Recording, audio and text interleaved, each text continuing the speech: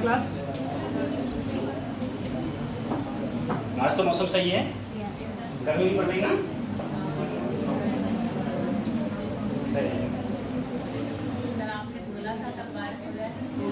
तो इतनी कहाँ हुई है? इतनी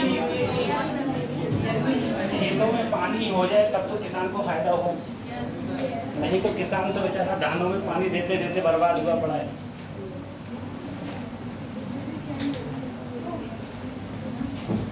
चलो देखो, हम लोगों ने कल जो बात करे थे, हमने कल कुछ क्वेश्चंस करे थे, सिर्फ बस क्वेश्चन ही तो किए थे कल, ठीक है? अब हम लोग उससे अगले बात करते हैं, क्वेश्चन से अगले। जैसे अभी तुम्हारे और भी क्वेश्चंस हैं, जैसे एक ये क्वेश्चन है। मेरे कहने का मतलब ये है कि सबसे पहले ये सोचो कि क्वेश्चन ये होंगे कैसे।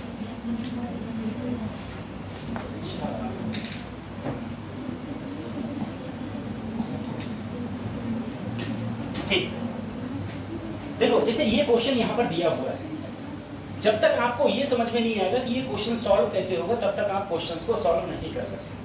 थ्योरी कितनी ही पढ़ ले हो, कोई फायदा नहीं जब तक क्वेश्चन सॉल्व नहीं होते हम लोगों से। सबसे पहले ये देखो, ये टॉपिक में पढ़ा चुका हूँ, ये बात मैं बता चुका हूँ आपको, ठीक है? लेकिन आप ये समझो ये क्वेश्चन होगा कैसे। अगर ये क्वेश्चन नहीं हो पा रहा है, इसका मतलब ये है हमने थ्योरी ढंग से नहीं पढ़ी है, और थ्योरी अगर हमने ढंग से पढ़ ली है और थ्योरी हमको याद भी है, तो हम उसे इम्प्लीमेंट नहीं कर पा रहे हैं अपने क्वेश्चंस के अंदर। जैसे इस क्वेश्चन में दिया है, मैंने कहा सबसे पहले क्वेश्चन को, फिजिक्स में क्वेश्चन को, न्यूमेरिकल्स को करने का सबसे आसान तरीका ये होता है, सबसे पहले ये देखो क्वेश्चन में दिया क्या है। क्वेश्चन में सबसे पहले तुम्हें क्या दिया है? मास दिया है, ये एम ही तो होता है, ठीक है, मास दिया है। उसके बाद में ये क्या दिया है, पहले ये देखो 3 kg पर सेकेंड। kg पर सेकेंड का, kg किसका मास होता है? मास का। पर सेकेंड का मतलब क्या हो गया? dm/dt तुम्हें कितना दिया हुआ है? 3, ठीक है, यही तो दिया देखो, kg पर सेकेंड यानी कि मास पर सेकेंड। उसके बाद में तुम्हें क्या दी हुई है? स्पीड दी हुई है। स्पीड कितनी दी हुई है? 4। तुमसे पूछा क्या है? Acceleration of the block. अब तुम ये देखो कि मैंने ऐसा कोई फार्मूला लिखवाया है जहां पर वेलोसिटी और dm/dt आ रहा हो, सही है, क्योंकि मुझे एक्सेलरेशन निकालना है। तो एक फार्मूला जब मैंने आपको मोशन का सेकेंड लॉ पढ़ा रहा था, तो मैंने आपसे कहा था फोर्स बराबर जो फार्मूला होता था वो होता था b dm/dt। मैंने 2 फार्मूला लिखवाए थे। एक फार्मूला मैंने लिखवाया था F बराबर ma आया था, change in momentum per unit time. एक फार्मूला मैंने आपको ये लिखवाया था। अब देखो यहां से अगर मैं कहूं तो F बराबर मेरा क्या हो गया सर? ma और b dm/dt। सिंपली चीज है। वेलोसिटी कितनी दे रखी है? 4। dm/dt देखो कितना दे रखा है? 3। मास है तुम्हारा 5 × 8, तो एक्सेलरेशन आ गया 12/5, ठीक है, जो कितना हो गया? 2.4 मीटर पर सेकेंड स्क्वायर, ठीक है। इस टाइप से जो सरल क्वेश्चन है, लेकिन जब तक आपको फार्मूला याद नहीं होंगे तब तक आप क्वेश्चन इंप्लीमेंट कर ही नहीं सकते, यानी क्वेश्चन को सॉल्व नहीं कर सकते। ठीक, सिंपल तरीका इसका ये हो गया था क्वेश्चन, ठीक है, उतार लिया, ठीक है, भेज देंगे फिर आपको।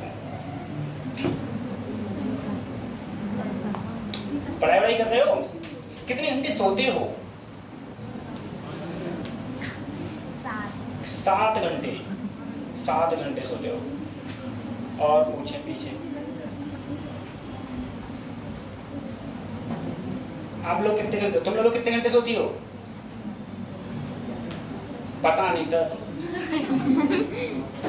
सो जाते हैं, सवेरे आँख खुलती है पता नहीं कितने। ठीक है, आप लोग स्टूडेंट लाइफ है, 5 घंटे ज़्यादा मत सो, 5 घंटे बहुत होते हैं।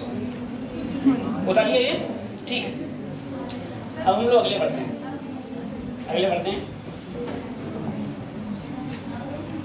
आ जाओ। अब देखो ये क्वेश्चन कैसे होगा। आ जाओ भाई, आ जाओ। सबसे पहले ये क्वेश्चन देखो, ये कैसे होगा। इस क्वेश्चन में जो तुमको दिया है और पूछा क्या है, पहले ये देखो, सही है। सबसे पहले क्वेश्चन में तुम्हें दिया है सर फोर्स, उसके बाद में क्या है, तुमसे क्या पूछा है? Find the magnitude of change of momentum, यानी कि तुमसे क्या पूछा है, magnitude change of momentum in time interval t equal to 0 से t equal to 2 second. Change in momentum का मतलब तुमसे क्या पूछा है, dp, या फिर तुम कह सकते हो p final minus p initial. यही तो मोमेंटम होता है तुम्हारा, मोमेंटम मतलब संवेग, ठीक है। अब तुम एक बात सोचो कि सर मुझे फोर्स दिया है, समय दिया है, मैं मोमेंटम कैसे ज्ञात कर सकता हूँ, कैसे फाइंड आउट कर सकता हूँ, ठीक है। फिर से वहीं पर जाओ, क्या मैंने तुम्हें फोर्स का फार्मूला बताया था, फोर्स का फार्मूला होता है change in momentum per unit time. अगर मैं यहां से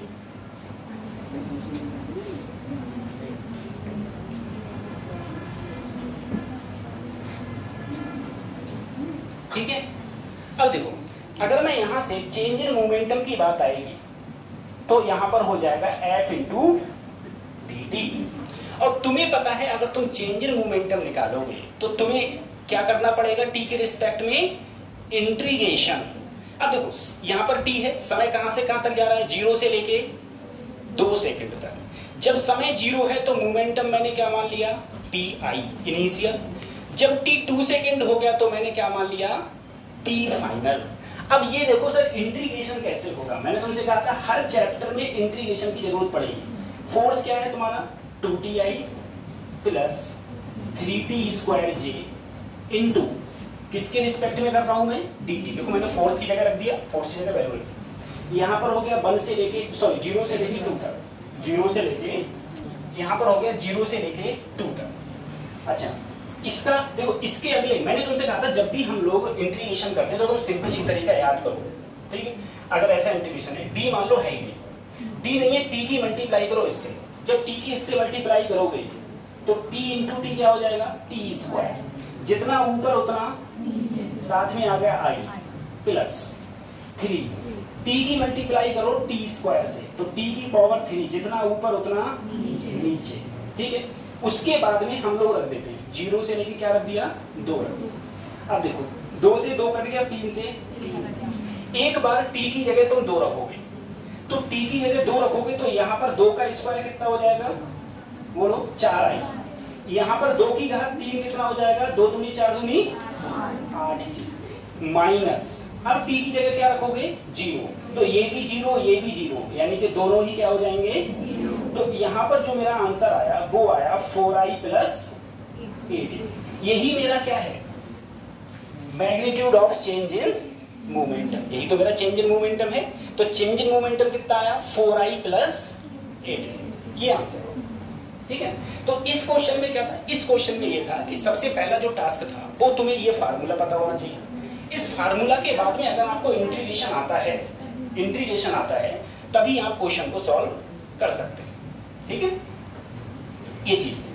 अब इसके बाद में हम लोग क्वेश्चन पे बढ़ते हैं, ठीक है। हाँ वो आप उनसे पूछना, हो गया ये हो गया, ठीक है। अगले बढ़े।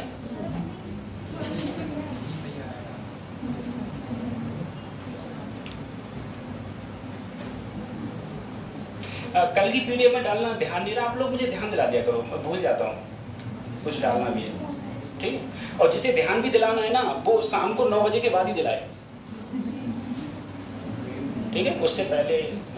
और वो भी कॉल ना करे, मैसेज करे सर, बता लिया ये, ठीक है।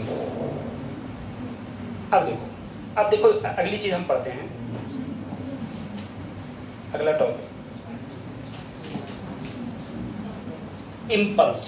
अब देखो इम्पल्स क्या है, इम्पल्स को अगर हम लोग हिंदी में बोले तो हिंदी में इसे बोलते हैं बेटा आवेग।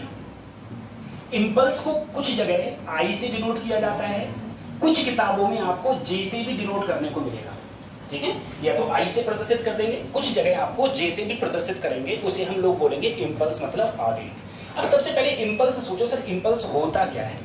इम्पल्स का मतलब ये है, जैसे तुम लोगों ने देखा होगा अगर बैट गेंदबाजी हो रही है, ठीक है। अब बॉलर ने गेंद डाली, बैट ने क्या किया, उसने पकड़ा और बैट से मारा गेंद को, गेंद गई बहुत दूर। अब सोचो जो बैट था और जो गेंद थी उनका संपर्क आपस में हुआ, लेकिन बहुत कम समय के लिए हुआ। कितने समय के लिए, बहुत कम समय के लिए। अब देखो बैट ने इतना फोर्स लगाया कि गेंद बहुत दूर गई, तो बैट ने जो फोर्स लगाया और वो भी कब लगाया, बहुत कम समय के लिए, बहुत कम समय के लिए। तो फोर्स और बहुत कम समय के लिए जितना लगाया उसके गुणनफल को ही हम लोग क्या बोल देते हैं, आवेग बोल देते हैं या फिर इम्पल्स बोल देते हैं। ठीक है, तो इम्पल्स देखो होता क्या है, when a large force act on a body, when a large force act on a body very small time. ये बात याद रखना, कब लगेगा, फोर्स लगेगा, लार्ज फोर्स लगेगा लेकिन बहुत कम समय के लिए।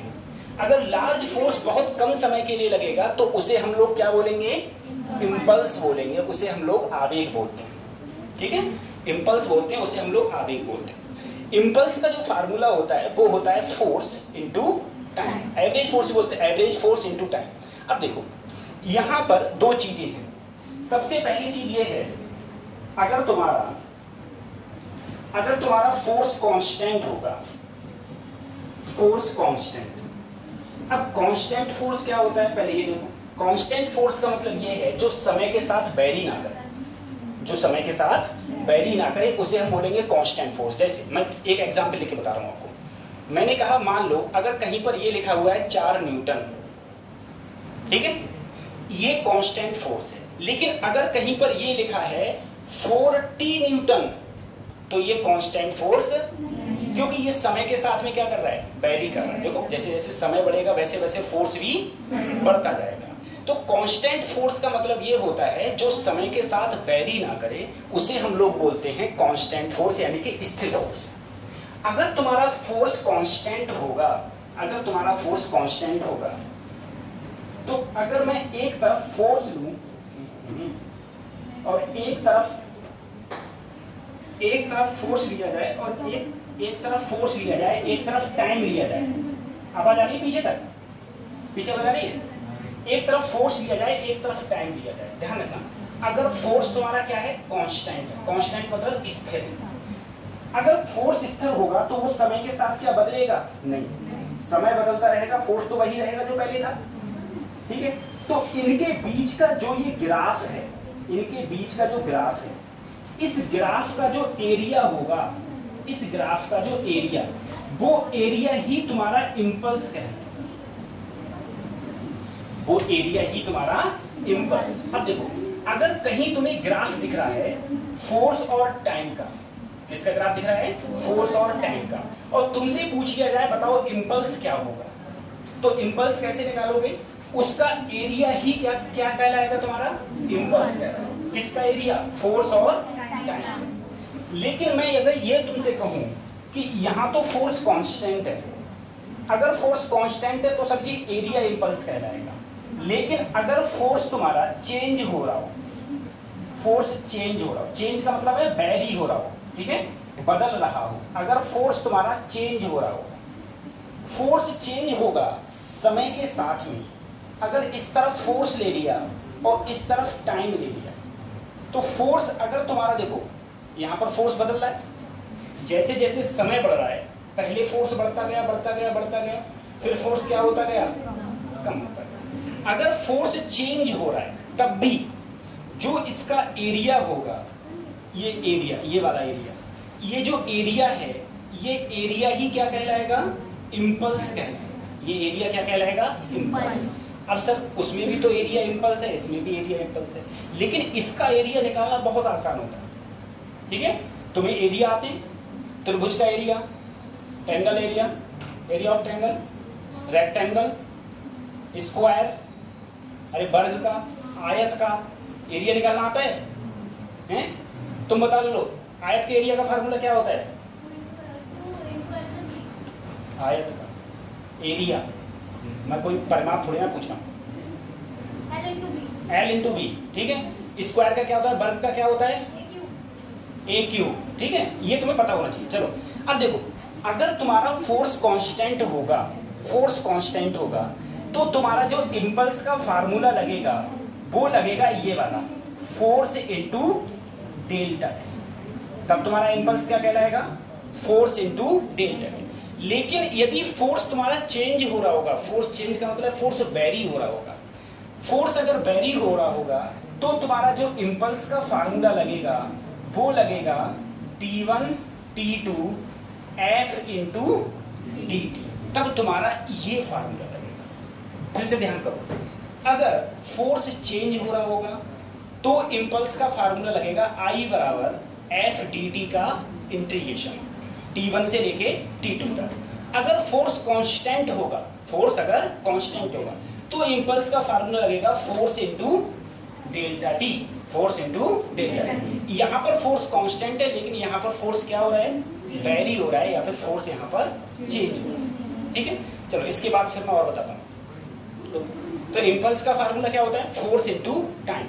लार्ज फोर्स अगर किसी छोटे टाइम के लिए लगेगा तो उनका जो मल्टीप्लिकेशन होगा यानी कि गुणा होगी फोर्स की और टाइम की, वो तुम्हारा क्या कहलाएगा, इम्पल्स कहलाएगा। वो तुम्हारा इम्पल्स। इम्पल्स कहाँ कहाँ होता है, इम्पल्स कहाँ होता है, सर हथौड़ा मारो तुम दीवार में, हथौड़ा दीवार में मारो, ठीक है, तो वो दीवार और हथौड़ा जब टकराएंगे आपस में तो वहां पर भी क्या होगा, इम्पल्स होगा। अरे बहुत कम समय में आ जाता है ना, बहुत कम समय लेता है। ऐसे ही तुम गेंद को दीवार में मारो तो गेंद और दीवार आपस में टकराएंगे तो वहां पर भी बहुत कम समय के लिए टकराएंगे, वहां पर भी क्या होगा, तुम्हारा इम्पल्स होगा। ठीक है, गेंद है, गेंद को अगर बैट से मारा जाता है तो गेंद और बैट के बीच में भी संपर्क बहुत कम समय के लिए होता है, वो भी क्या कहलाता है, इम्पल्स होता है। ठीक है, किसी को थप्पड़ मारो तो वहां पर भी गाल और थप्पड़ के बीच में क्या रहता है, बहुत कम टाइम के लिए, बहुत कम टाइम के लिए टच रहता है ना, वो भी क्या कहलाता है, इम्पल्स कहलाता है। ठीक है, आप ट्राई करना किसी भी, बताइए इसे।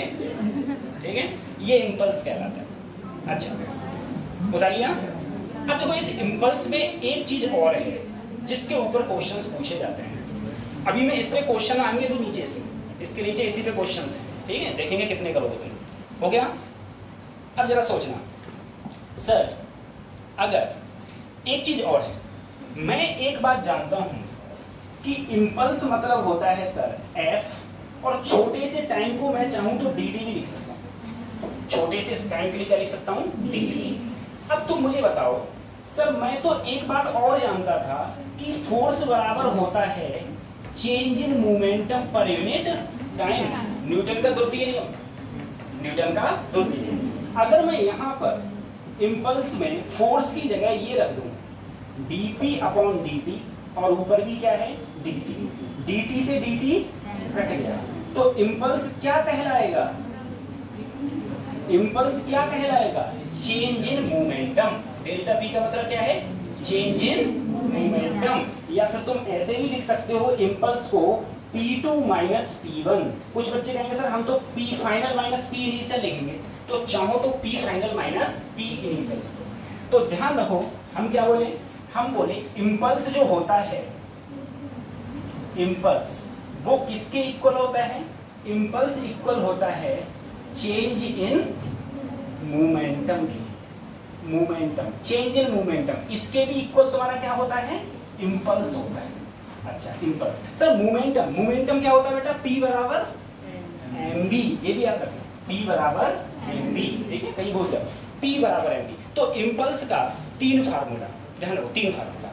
ये फार्मूला कब लगेगा, जब फोर्स क्या हो, कांस्टेंट। जब फोर्स वेरी कर रहा हो तो ये लगेगा, जब फोर्स वेरी कर रहा हो तो ये लगेगा। अगर मोमेंटम चेंज हो रहा हो, मोमेंटम चेंज होने का मतलब है वेलोसिटी भी चेंज हो रही हो, ठीक है, अगर मोमेंटम चेंज हो रहा हो तो इम्पल्स का फार्मूला क्या लगेगा, चेंज इन मोमेंटम, या फिर I बराबर P2 माइनस P1। अब कुछ बच्चे कहेंगे सर ऐसे लिख दो ना, I बराबर तुम बोले P2 माइनस P1, मैंने कहा ठीक है, बोले यहाँ पर M, P2 क्या हो जाएगा, B2 माइनस M, और यहाँ पर क्या हो जाएगा, B1। M कॉमन ले लो तो क्या हो जाएगा, B2 माइनस B1। तो तुम लोग चाहो तो इम्पल्स को चाहे ऐसे लिख दो, आया तो यहीं से है, चेंज इन मोमेंटम से तो आया है। अरे मोमेंटम मतलब M इंटू B2, पर M टू B2 क्यों नहीं किया, क्योंकि मान लो अगर तुमने गेंद इसमें मारी भी तो गेंद का मास थोड़ी ना चेंज हो जाएगा। ठीक है, गेंद का मास तो क्या रहेगा, कांस्टेंट ही रहेगा, गेंद का मास क्या रहेगा, कांस्टेंट। इसीलिए मैंने यहाँ पर मास को कांस्टेंट किया है, m b2 minus m b1, दोनों में एलसीएम ले लिया m, तो क्या बचा, b2 माइनस b1। तो इम्पल्स के तीन फार्मूला हो गए। पहला, अगर फोर्स कांस्टेंट होता है तो force into dt, force very करेगा तो इंटीग्रेशन होगा, या फिर अगर वेलोसिटी वेरी कर रही होगी क्वेश्चन में तो फार्मूला लगेगा I बराबर m v2 minus v1। Simple सा ये हम लोग जानते हैं, ठीक है। अच्छा, उसके बाद में बढ़े अगले,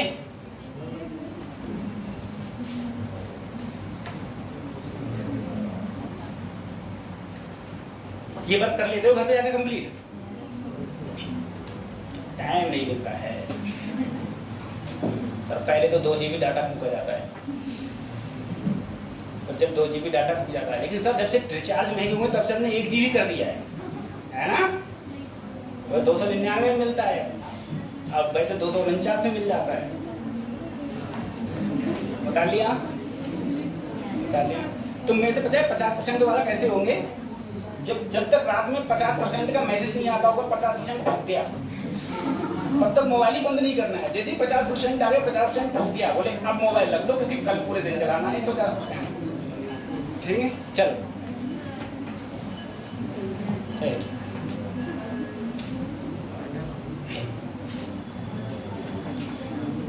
देखो लो बताओ क्वेश्चन कैसे होगा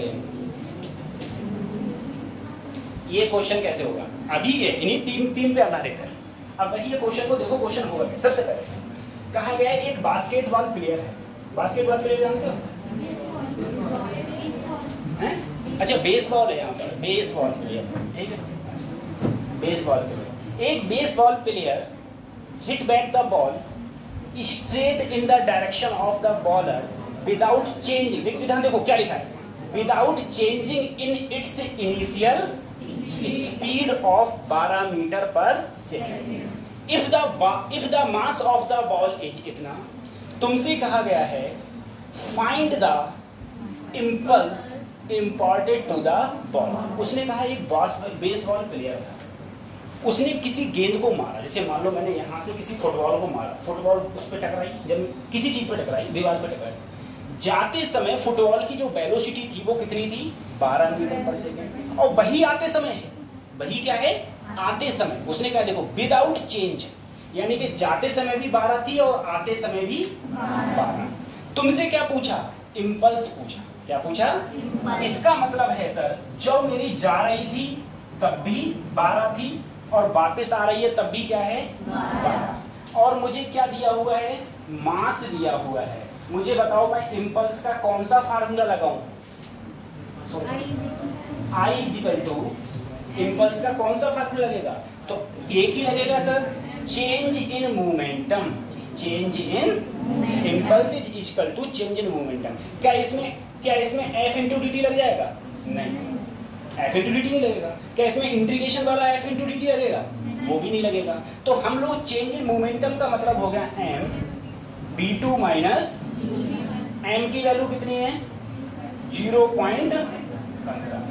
v2 कितनी है? 12 और v1 कितनी है? देखो बच्चों ऐसा है, सबसे पहले मेरी बात सुनो। ऐसा होता है कि जैसे मान लो तुमने एक बात हमेशा ध्यान रखना, पूरी फिजिक्स के अंदर अगर कहीं भी माइनस आएगा तो उसका मतलब फिजिक्स में माइनस होता ही नहीं है। माइनस नाम की कोई चीज ही नहीं, ठीक है। और माइनस तो सर बहुत लगा रहे हो। फिजिक्स में माइनस का मतलब होता है उल्टी डायरेक्शन। जिसका माइनस का मतलब क्या होता है? उल्टी डायरेक्शन। ये अगर किसी का विरोध करेगा, अगर कोई किसी का विरोध करेगा तब भी वहां पर क्या लगेगा? माइनस लगेगा। अब तुम मुझे बताओ, जब गेंद गई, जरा सोचना, गेंद गई इधर से और आ रही है तो डायरेक्शन उल्टी नहीं होगी? डायरेक्शन क्या हो गई? अगर तुम इधर वाली प्लस लोगे तो इधर वाली क्या लोगे? बात समझ में आ रही है? कहीं जैसे मैं एक गेंद को ऐसे पकड़ा, मैं गेंद को ऐसे मारा, तो अगर मैं जाते टाइम वेलोसिटी प्लस लूंगा तो टकरा के जब वो वापस ऊपर आ रही होगी तो उस समय वेलोसिटी क्या ली जाएगी? अब तुम समझो, अगर मैंने क्या किया है b2 मैंने प्लस में लिया। b2 का मतलब है टकरा के वापस आ रही है, तो उसे क्या लिया मैंने? प्लस का। तो जाते टाइम वाली क्या लूंगा? माइनस का। तो यहाँ पर क्या आएगा? सही है, एक प्लस तो फिर एक क्या हो जाएगी? माइनस। माइनस तो ये बीच में था ही था, तो ये क्या हो जाएगा? अब माइनस माइनस क्या हो गया? प्लस। तो 12 12 24, जल्दी से 24 को 0.15 से मल्टीप्लाई कर दो। ये तुम्हारा क्या आ गया? इम्पल्स। इम्पल्स, और इम्पल्स की यूनिट क्या हो जाएगी सर?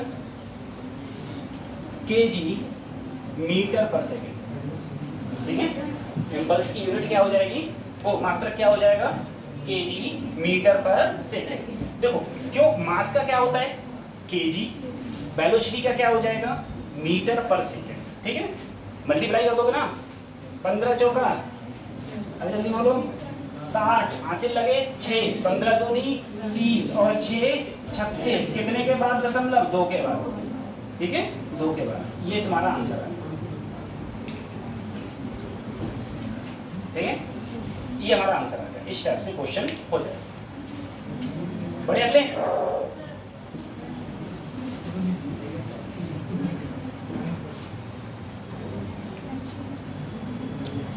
बढ़े। सर जी हम तो हिंदी मीडियम के, तुम हमें इंग्लिश में पढ़ा रहे हो। देखो ऐसा है, मैं आपको हकीकत बताऊं, ये हमारे देश की रियलिटी है, अपने देश की रियलिटी बता रहा हूँ तुम्हें। हमारे देश की रियलिटी ये है कि हिंदी मीडियम में कंटेंट ही नहीं है। कंटेंट को समझे, क्वेश्चन ही नहीं है, क्वेश्चन ही नहीं है हिंदी मीडियम में। हिंदी मीडियम की कोई मुझे एक ऐसी किताब बता दो पूरी फिजिक्स में कोई एक ऐसी किताब बताओ जिसे पढ़ के तुमसे नीट निकल जाए। कोई किताब ही नहीं है, सारी की सारी किताब इंग्लिश में है। और तुम अपने एटमॉस्फेयर में देखो, शायद ही कोई बेचारा बिरला इंसान निकल आया तो निकल आया, शायद कोई बिरला इंसान निकल आया जिसने हिंदी मीडियम से पढ़ के नीट निकाला हो। नहीं तो सारे की सारे अगर आपको नीट निकालना है तो आपको इंग्लिश पढ़ना पड़ेगा, क्योंकि इंग्लिश में क्वेश्चन नंबर ऑफ क्वेश्चंस अच्छे होंगे, और क्वेश्चंस अच्छे होंगे तो फिर क्वेश्चंस अच्छे लगाओगे, ये चीज पढ़ रहे बता लिया। चलो बाकी मैं तुम्हारी हेल्प कर देता हूँ पूरी हिंदी वाली।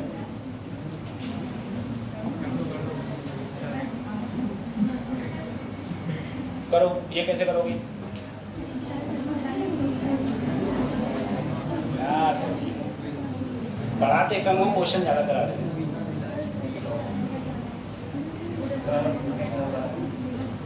बताओ, एक हैमर है, हैमर जानते हो ना, तो ठीक है, हथौड़ा। एक हैमर है जिसका मास इतना है, विद स्पीड कितनी है 6 मीटर पर second, strike a ball and comes to rest in 0.1 second, calculate the impulse of the force. सही है? अटेंडेंस का रजिस्टर किस पे है? देखो बच्चे ऐसा है, मैं आपको बताऊं, तुम क्वेश्चन जल्दी जल्दी करने की कोशिश किया करो। अटेंडेंस रजिस्टर देख रहे हो, ये क्वेश्चन करो ना, कैसे सॉल्व होगा? अपनी कॉपी में करो भाई, क्वेश्चन देखो ना, क्वेश्चन कैसे सॉल्व होगा। अब हर क्वेश्चन मैं थोड़ी ना बताऊंगा, तुम ये देखा करो मैंने जो बताया तुमने जो करा उसमें गलती कहाँ हुई, ये सोचा करो। सबसे पहले देखो तुम्हें क्या दे रखा है, मास दे रखा है, और तुम्हें क्या दे रखा है, वेलोसिटी दे रखा है। तुमसे क्या पूछा है, इंपल्स, कौन सा फार्मूला लगेगा? सोचो कौन सा फार्मूला लगेगा। सबसे पहले क्वेश्चन को बोलो, सर मुझे मास दे रखा है, मास कितना है मेरा 1 kg, टाइम मुझे दे रखा है, टाइम कितना दे रखा है 0.1 सेकेंड, ये तो दे रखा है। उसके बाद में तुमसे पूछा है, पहले जब स्ट्राइक करता है किस पर, दीवार पर, स्ट्राइक करता है दीवार पर तो कितनी वेलोसिटी होती है 6 मीटर। उसके बाद में कैसे आ जाता है, रेस्ट पर। तुमने हथौड़ा दीवार में मारा, दीवार जब दीवार से टकरा रहा था हथौड़ा तो वेलोसिटी कितनी थी 6 मीटर। उसके बाद में इतने टाइम में रेस्ट में आ गया, यानी कि सर जब टकरा रहा था तो प्रारंभिक वेग कितना था 6 और अंतिम वेग कितना हो गया। अब बताओ इससे इंपल्स कैसे निकालूं मैं, इससे इंपल्स कैसे निकालूं? तो सर जी इंपल्स का देखो, पहले इंपल्स का फार्मूला मैं अब क्या लगाऊंगा, m बोलो v2 माइनस, अरे यही तो लगाऊंगा। तो सर जी p क्यों दी है इसमें, तो कुछ क्वेश्चन में ऐसा होता है फालतू में चीज दे रखी होती है, यही तो लगाऊंगा फार्मूला। अब बताओ m कितना है 1, फाइनल वेलोसिटी कितनी हो गई 0, प्रारंभिक कितनी थी, तो आंसर क्या आया -6। क्या आया, सही है, इंपल्स क्या आ गया तुम्हारा -6 आ गया, इंपल्स आ गया तुम्हारा -6। अब दूसरा देखो, तुमसे क्या पूछा गया, एवरेज रिटार्डेशन फोर्स। अब देखो तुम फोर्स कैसे निकालोगे, तो तुम लोग जानते हो I बराबर क्या होता था, F इंटू डेल्टा टी, यही तो होता है F इंटू, ये बोल कौन है, मैंने वो रूल बताया थे, मैंने वो बोलना मत ही, ठीक है। अब मुझे अगर फोर्स निकालना है तो फोर्स क्या आ जाएगा, आई अपॉन डेल्टा टी। तो इम्पल्स बच्चों मेरा कितना आया सर, -6। कितना आया, -6। यहाँ पर कौन सा फोर्स है बेटा, रिटार्डिंग। जब मैंने इससे पहले पढ़ाया था तो मैंने रिटार्डेशन फोर्स बताया था। मैंने कहा जहां रिटार्डेशन आए वहां पर माइनस क्या कर देना, गायब कर देना, माइनस क्या कर देना, क्योंकि रिटार्डेशन का मतलब ही माइनस होता है। तो 6 कितने सेकंड में रेस्ट पर आ गया, 0. तो यहाँ पर 0.1 से भाग देंगे तो कितना आएगा, 60 न्यूटन। 60। उसके बाद देखो average retardation during the hammer, average retardation. Average retardation का मतलब बताओ, रिटार्डेशन क्या होता है, रिटार्डेशन क्या होता है, रिटार्डेशन क्या होता है, मंदन। और रिटार्डेशन क्या होगा, मैं रिटार्डेशन मैंने बताया था तुम लोगों के लिए, सही है। ऐसी कोई चीज नहीं जो तू बताया नहीं, मैं जो बता देता हूँ वही तुम लोगों से पूछता हूँ। रिटार्ड देखो, एक होता है त्वरण और एक होता है मंदन, एक होता है एक्सेलरेशन, एक होता है रिटार्डेशन, ठीक है। अभी मैं जा रहा हूँ, मेरी स्पीड अभी 5 किलोमीटर, मान लो 15 किलोमीटर पर घंटा है। अब मेरी स्पीड थोड़ी देर बाद 15 से 25 हो गई, तो मेरे में क्या हुआ, एक्सेलरेशन, त्वरण हुआ। अब मेरी अभी 15 है, थोड़ी देर बाद 5 हो गई, तो मेरे अंदर क्या हुआ, रिटार्डेशन हुआ। क्या हुआ, तो वही तो ये रिटार्डेशन ही क्या है, एक प्रकार से त्वरण है, एक्सेलरेशन है, ठीक है। लेकिन ये माइनस में होता है। अच्छा, अब सर जी देखो, मुझे फोर्स पता है, अगर मुझसे एक्सेलरेशन पूछा है तो फोर्स बराबर क्या होता है, मास इनटू एक्सेलरेशन। फोर्स कितना लगा, 60, और कितना मास था इसका, 1। तो एवरेज रिटार्डेशन कितना आया, 60 मीटर पर सेकेंड, 60 मीटर पर सेकेंड, ऐसे है, सही है। चलो इसके बाद बोले अगले, ये क्वेश्चन फिर घर जाके फिर करना, ठीक है। ये क्वेश्चन घर जाके फिर करना, कैसे हो बड़े अगले।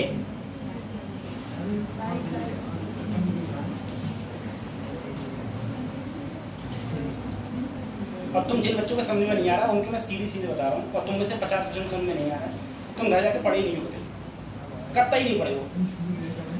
अगर घर जाके पढ़े होते ना तो कोई दिक्कत ही नहीं। बता दें अगले बड़े,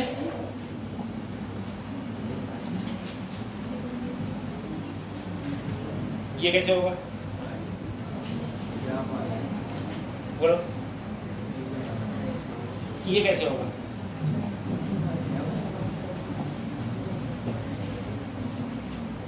ये कैसे होगा। सबसे पहले यहाँ पर P नहीं, ये एफ है, ठीक है, ये डी भी रखा है, ठीक है, ये एफ है, इधर फोर्स है, इस डायरेक्शन में फोर्स है, इस डायरेक्शन में टाइम, इस डायरेक्शन में फोर्स है, इस डायरेक्शन में टाइम। पीछे बताओ तुम तीनों, इम्पल्स कैसे निकालूं मैं इसका, बताओ। हाँ, तो मैं कैसे निकालूं इसका एफ टी, तुम पीछे बताओ पांचों, कैसे निकलेगा इसका इम्पल्स, उससे अगले बताओ कैसे निकलेगा इम्पल्स इसका, बताओ चारों, नहीं पता। अब तुम खुद बताइयो, इसमें मेरी गलती है क्या। मैंने तुम्हें अभी थोड़ी देर पहले क्या बताया था, अभी थोड़ी देर पहले बताया था बेटा, जहां भी फोर्स और टाइम का ग्राफ मिले उसका जो एरिया होगा वही तुम्हारा क्या बताएगा, बताओ पीछे बताया था नहीं बताया था, अभी बताया था, थोड़ी देर पहले बताया था, अब भूल गए तो इसमें अब गलती तुम्हारी, समझे। और ऐसे ही क्वेश्चन आएंगे।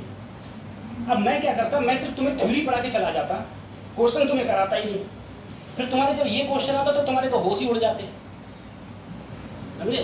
तुम्हें ये लगता पता नहीं चली क्या रहा है यहाँ पर। तो मैंने तुमसे कहा था अपने दिमाग में बात बैठा लो कि जहां पर भी फोर्स और टाइम का, जहां पर भी फोर्स और टाइम का तुम्हें ग्राफ दिखेगा तुरंत समझ जाओ उसका एरिया इम्पल्स लिखा है। क्या तुम इसका एरिया निकाल सकते हो क्या, देखो पहला तुमसे क्या पूछा था, इम्पल्स, मुझे बताओ इसका एरिया निकाल सकते हो क्या। ये क्या है, त्रिभुज है, ये क्या है, त्रिभुज के एरिया का फार्मूला क्या होता है, त्रिभुज के एरिया का फार्मूला क्या होता है, और इसका एरिया निकाल दोगे, एरिया त्रिभुज का कैसे निकालते हैं? 1 बटे, हाँ ठीक है। एरिया देखो कैसे निकालेंगे हम लोग, एरिया निकालने के 2 तरीके। सबसे पहला तरीका ये है सर, यहाँ से लंब डाल दो, एक इधर का एरिया और एक, सर किसी भी समकोण त्रिभुज का एरिया का फार्मूला होता है 1/2 ये वाला लंब गुणा क्या होता है, बेस। ठीक है, 1/2 लंब गुणा बेस। अब तुम जरा सोचना सर जी, अब अगर मैं इसमें निकालूं, यहाँ पर लंब मेरा ये है, अरे यही तो लंब है, जितना इधर है उतना ही, अच्छा 1 से यहाँ पर कितना पहुँचा है 2.5, ठीक है, जितना इधर है उतना ही इधर है।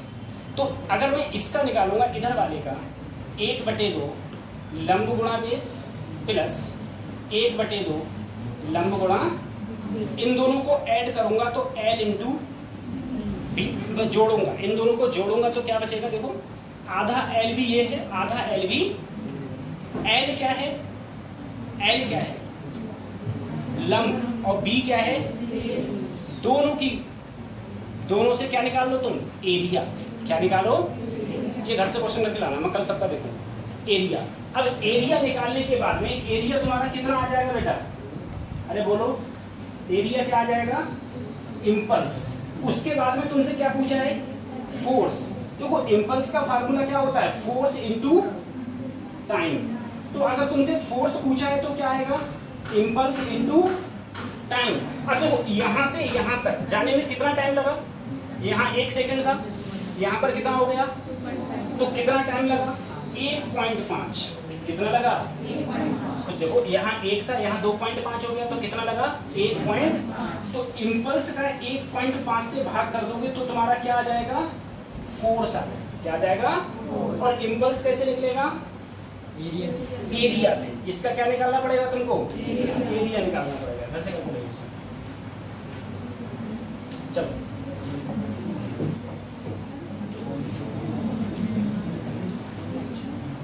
ठीक है, उसके बाद में अब हम अगला टॉपिक के ऊपर बढ़ते हैं। ठीक है,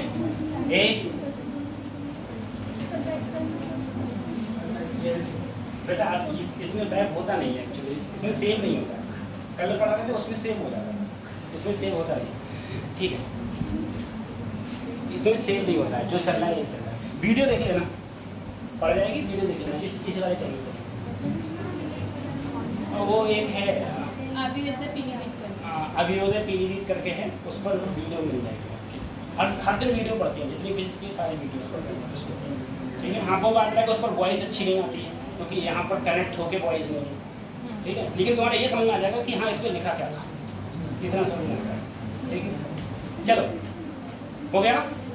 अब देखो ये मेरी बात सुनो, अब तक जिसके समझ में नहीं आया, ठीक है, अब ध्यान से फिर से पढ़ लो, नया तरीके से स्टार्ट हो रहा है। ए महाराज पीछे, ए पीछे, क्या साइन, हाँ तो आराम से करो ना साइन, दिक्कत क्या है। देखो मैं तुमको बताता हूँ, मैं तुमको ज़्यादा मोटिवेट इसलिए नहीं करता हूँ, मुझे पता है बायोलॉजी वाले सर कर जाते हैं और डेली कर जाते हैं। ठीक है, तो इसीलिए मेहनत करते हैं। मैं बस तुमको एक ही चीज़ बता रहा हूँ जो मैं सारे बच्चों से कहता हूँ। एक चीज़ ये है, तुम लोगों को ये बात लगती नहीं है कि डॉक्टरी कितनी बड़ी चीज़ है। डॉक्टरी अपने आप में एक बहुत बड़ी चीज़ होती है। इस बात का अनुमान सिर्फ तुम इस बात से लगा सकते हो। एक बिल्कुल सिंपल फॉर्म में मैं तुमसे एक बात पूछूं, बिल्कुल सिंपल फॉर्म में सोचना। आप में से बहुत से लोग ऐसे होंगे जिनके चाचा, ताऊ, पापा, भाई होंगे, सब सर्विस में होंगे, जॉब में होंगे, ठीक है, गवर्नमेंट जॉब में। आप लोग बस एक बात सोचो बेटा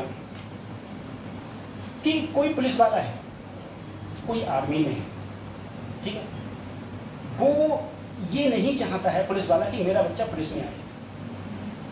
अब तो बहुत सारा IAS तो चाहता है मेरा बच्चा IAS में आए, वो चीज़ अलग है। मैं पुलिस कांस्टेबल की बात कर रहा हूँ, मैं SI की बात कर रहा हूँ। कांस्टेबल ये कभी नहीं चाहता है कि मेरा बच्चा कांस्टेबल बने, SI नहीं चाहता है मेरा बच्चा SI बने, आर्मी वाला नहीं चाहता है मेरा बच्चा आर्मी वाला बने। लेकिन जब वो कुछ नहीं कर पाता, निकम्मा होता है, तो वो कहता है अरे तो इसी में आ जा, वो चीज़ अलग है।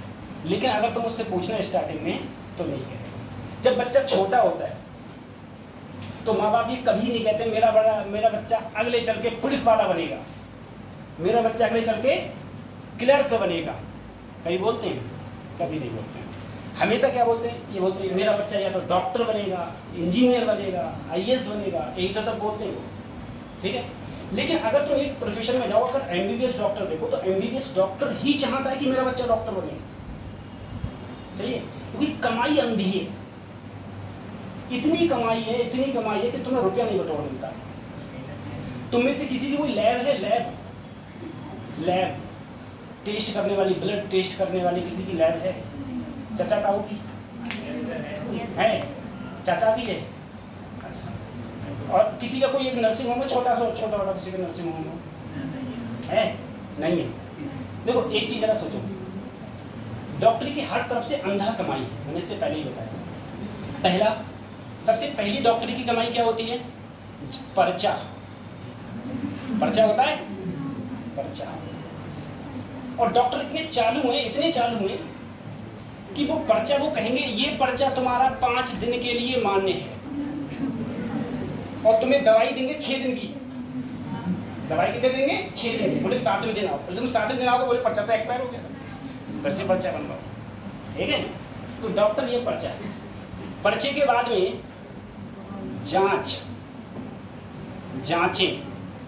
जांचे के लिए तुम्हें एक स्पेसिफिक लैब बताएगा, उस लैब पे जाना, आपकी जांच हो जाएगी। उस पर उसमें फिक्स रुपए होते हैं। 3000 की जांच में उसके आराम से 1000 रुपये तो कहीं नहीं गए, वो 1500 उसके होते हैं डॉक्टर, वो उसके पास में उधर से पहुंच जाते हैं। फिर MR, डॉक्टर की दवाई जिस हॉस्पिटल से हो या तो जिस डॉक्टर से दवाई हो, उस डॉक्टर की दवाई सिर्फ उसी के मेडिकल पे मिलेगी, क्योंकि और कोई मेडिकल वाला उसकी हैंड राइटिंग नहीं पहचान सकता।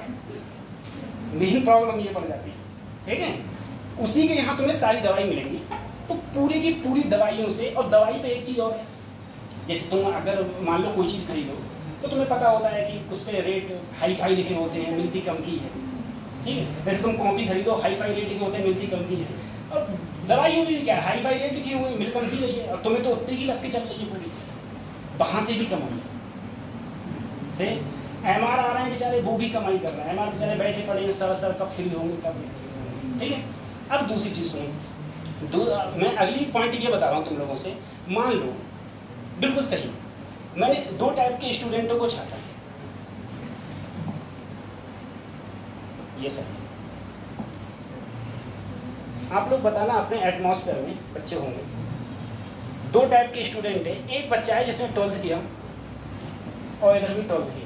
पहले तो मैं हर बच्चे से कहता हूँ कि जैसे ही आपको नीट तैयारी करनी हो 10वीं के बाद स्टार्ट करो। सब आपके जो छोटे भाई बहन हो उनसे यही कहना 10 के बाद स्टार्ट करो। जिसने 10वां कर लिया है इस बार 11th में, उसको चुपचाप तैयारी स्टार्ट करो, टाइम मत खो, और इन बोर्ड के टीचर के चक्कर मत पड़ना, बर्बाद हो जाओ, 2 साल खराब हो जाते हैं।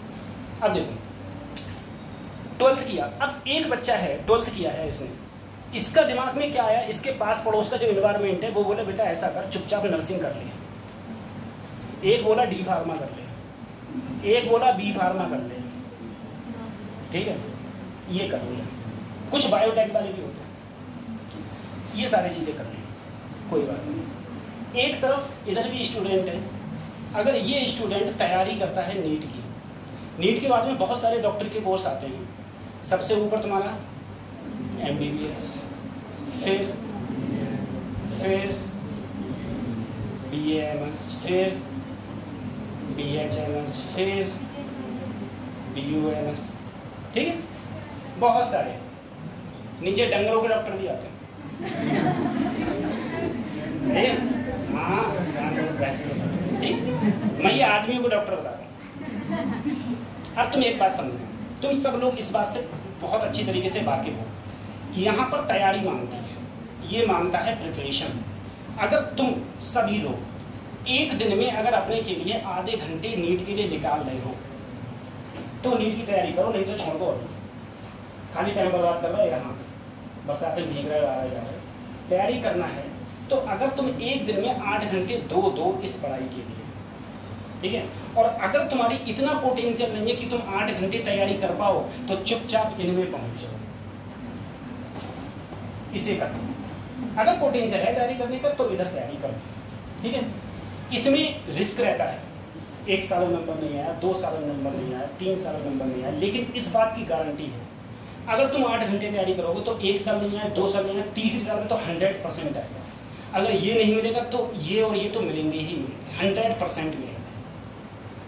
ठीक है। कुछ बच्चे कहते हैं कि हमारा एक भैया है सर जी, उसने 5 साल तैयारी करी, उसका सिलेक्शन ही नहीं हुआ।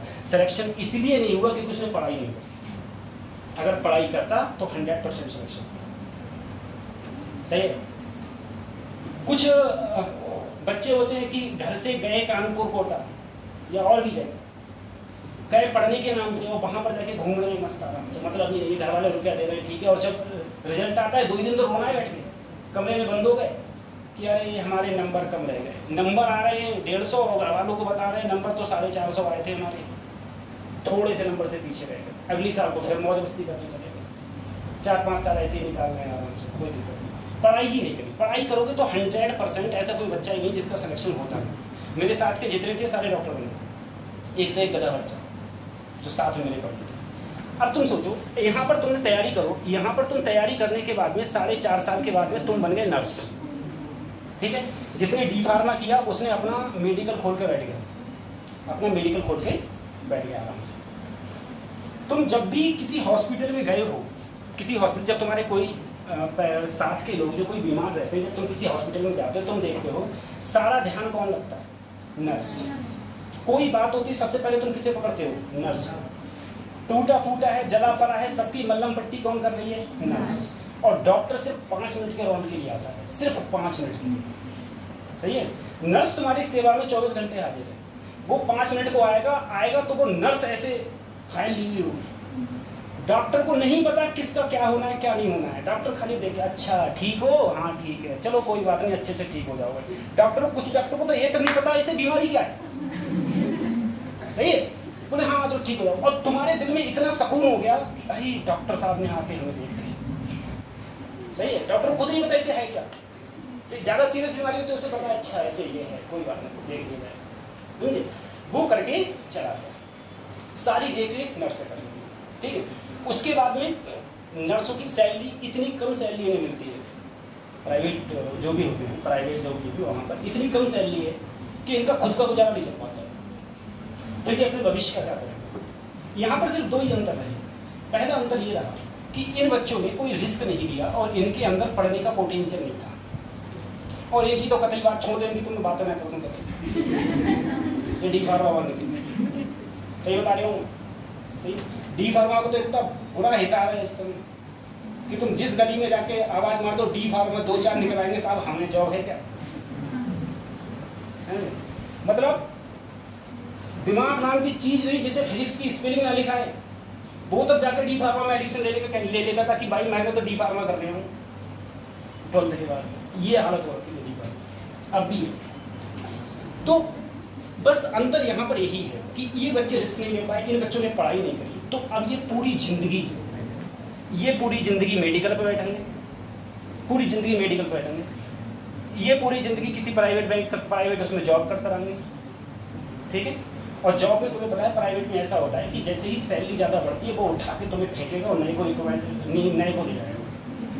ठीक है। क्योंकि उससे कम पैसों में, उससे ज़्यादा पैसों में काम करता। तो आप लोगों के लिए बस इतना याद रखना है कि मेहनत करो, मेहनत करते रहो, मेहनत करोगे सिलेक्शन 100% होगा। और दूसरा, फिजिक्स तो ये कहती है कि जितने ज़्यादा क्वेश्चंस लगाओगे तभी सिलेक्शन होगा, अदरवाइज सिलेक्शन की कोई चांसेस फिजिक्स में तो नहीं। ये अब हम बढ़ते हैं अपने नेक्स्ट टॉपिक की ओर। सर जी पढ़ाई कर रहे हैं, ठीक है। फोर्स ऑफ फ्रिक्शन, इस चीज़ करेंगे सर। सबसे पहले ये देखो, फ्रिक्शन को हम लोग हिंदी में क्या बोलते हैं? हाँ बहुत अच्छे, घर्षण।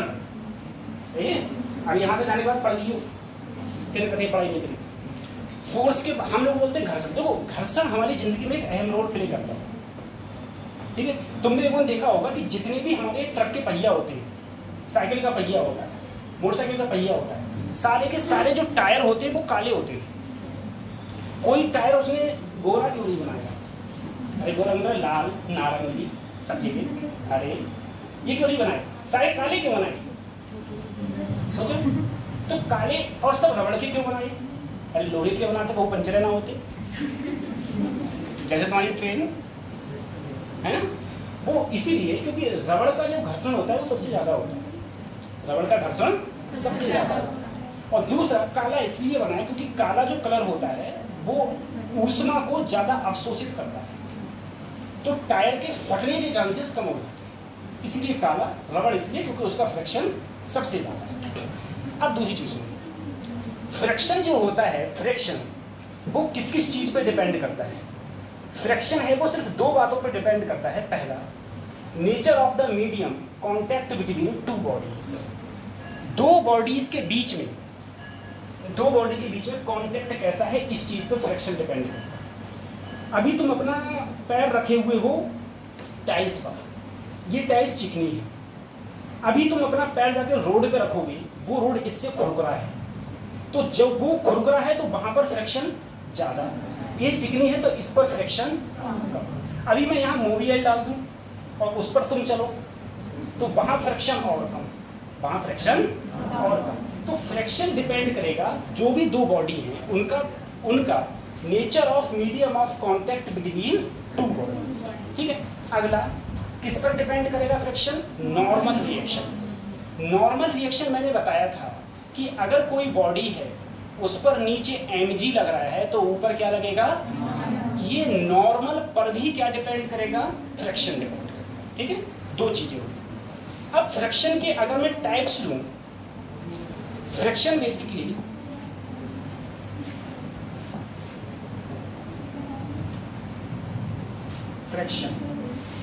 फ्रिक्शन को हम लोग क्या बोलेंगे? अब एक चीज समझिए, फ्रिक्शन को दो टाइप से बेसिकली डिवाइड किया गया है। एक होता है तुम्हारा स्टैटिक फ्रिक्शन, दूसरा है तुम्हारा काइनेटिक फ्रिक्शन। काइनेटिक फ्रिक्शन को हम लोग बोलते हैं बेटा गतिज घर्षण, और स्टैटिक को हम लोग बोलते हैं बेटा स्थैतिक घर्षण।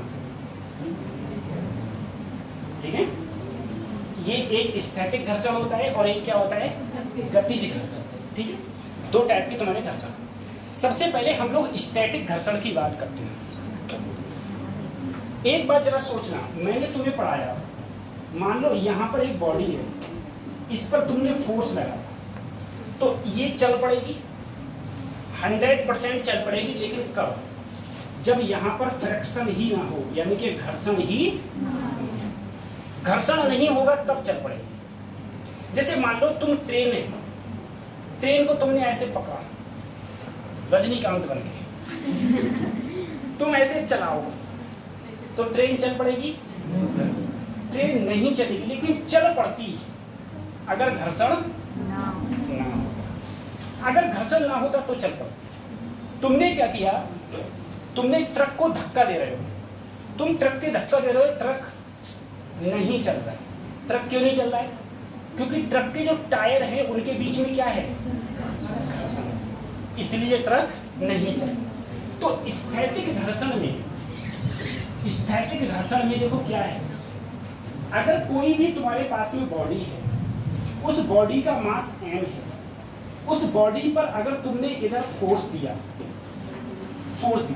अगर ये सब किसी भी चीज पर रखी है जहां पर घर्षण क्या हो, घर्षण मैंने मान लिया म्यू, अगर घर्षण क्या है म्यू, सर नीचे की ओर लगेगा इसमें mg, ऊपर की ओर लगेगा सर इधर नॉर्मल लगेगा। अगर बल F इधर है तो घर्षण बल जो होगा वो पीछे की ओर लगेगा, Fs का मतलब हो गया स्थैतिक घर्षण बल, स्थैतिक घर्षण। और स्थैतिक फ्रिक्शन को हम लोग बोलते हैं बेटा म्यूएस, और गतिज घर्षण को हम लोग बोलते हैं म्यू। ये म्यूएस और ये पहली चीज। सर स्थैतिक घर्षण कब लगेगा? स्थैतिक घर्षण तब लगेगा जब तक कोई बॉडी रेस्ट में रहेगी, बॉडी चलेगी नहीं, बॉडी चलेगी नहीं, ध्यान रखना, बॉडी चले नहीं, तब क्या रहेगा? घर्षण, स्थैतिक घर्षण। दूसरा सर जो ये स्थैतिक घर्षण बल लग रहा है Fs किसके बराबर होता है? तो एफ एस होता है बेटा म्यू एन के बराबर, हमेशा याद रखना। एफ एस जो होगा, एफ एस होगा, ठीक है, हाँ, एफ एस जो बराबर होगा, एफ एस बराबर होगा म्यू इंटू एन। एन क्या होता है तुम्हारा, एम जी।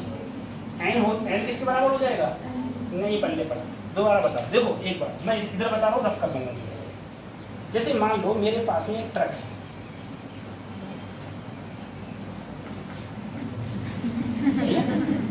तो भी मुस्कुरा सकते हो, ट्रक भी मुस्कुरा सकता है, ये ट्रक है, ठीक है। आप जरा सोचो सर, ट्रक है, ट्रक के पहिया है ये, इस ट्रक के पहिया और इस रोड के बीच में कांटेक्ट है, कांटेक्ट है। तो इस ट्रक का पीछे की ओर एक घर्षण बल लग रहा होगा, पीछे की ओर लग रहा होगा घर्षण। सर जो घर्षण बल लग रहा होगा पीछे की ओर, बल्कि यहाँ बराबर कर दो जरा, पीछे की ओर जो घर्षण बल लग रहा होगा वो घर्षण बल कितना लगेगा सर, अधिकतम घर्षण बल लगेगा म्यू इंटू एन, इससे ज्यादा नहीं लग सकता। अधिकतम घर्षण बल कितना लगेगा, mu into N, mu into N, हम समझो म्यू इंटू एन, इससे ज्यादा घर्षण बल नहीं लग सकता। एन क्या होगा, अरे एम जी नीचे, नॉर्मल ऊपर, तो एन किसके बराबर होगा, एम जी के, एन बराबर होगा एम जी के। बात समझ में इतनी आ रही है। अगर इतनी आ रही है, अब एक बात मैं तुझे ना एग्जाम्पल लेके समझाऊंगा। मान लो, जरा सोचना, इस चीज को बस ध्यान रखो, यहां पर मेरे पास 5 किलोग्राम का कोई ब्लॉक है, जो घर्षण बल है वो 0.5 है, फ्रैक्शन है 0.5, फ्रैक्शन कितना है 0.5। सबसे पहले मुझे बताओ नीचे क्या लग रहा होगा, एन जी। अगर जी की वैल्यू में 10 मानूं तो 5 गुणा 10 कितना हो गया, ऊपर क्या लग रहा होगा, तो नॉर्मल किसके बराबर हो गया, 50। पीछे की ओर क्या लग रहा होगा, पीछे की ओर देखो बेटा, अगर मैं इधर बल लगाऊंगा तो घर्षण बल कहाँ लग रहा होगा, पीछे, ठीक है। और एक सदा सत्य रहने वाली बात ये भी है कि घर्षण बल हमेशा और हमेशा जिस डायरेक्शन में बल लगता है उसके विपरीत डायरेक्शन में, घर्षण हमेशा कहाँ होता है, विपरीत डायरेक्शन, ठीक है। फ्रिक्शन हमेशा विपरीत डायरेक्शन। अब जरा सोचो सर, ये फ्रिक्शन फोर्स है, फ्रिक्शन फोर्स, फ्रिक्शन फोर्स का फार्मूला क्या होगा, बस खाली देखो, खाली म्यू इंटू, म्यू की वैल्यू कितनी है 0.